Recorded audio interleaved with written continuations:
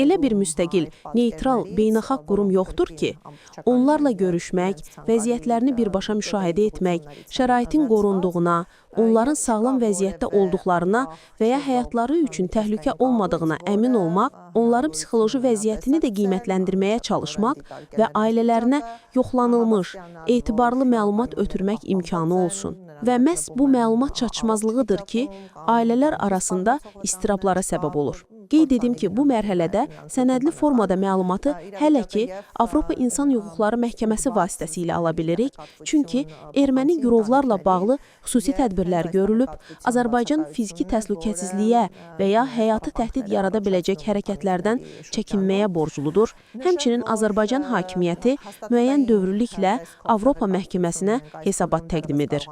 Bu öhdəliyi aradan qaldırmaq və beynəlxalq instansiyalara məlumat verilməsini dayandırmaq üçün çoxsaylı cəhdlər olub, son cəhd iyul ayında oldu, məhkəmə Azərbaycan tərəfinin vəsatətini rədd etdi və bir daha təsdiqlədi ki, orada olan girovlar davamlı olaraq təcili tədbirlərin müdafiəsi altında olmalıdırlar və məlumat verilməsi üçün son tarix noyabrın 4-ü təyin edilib.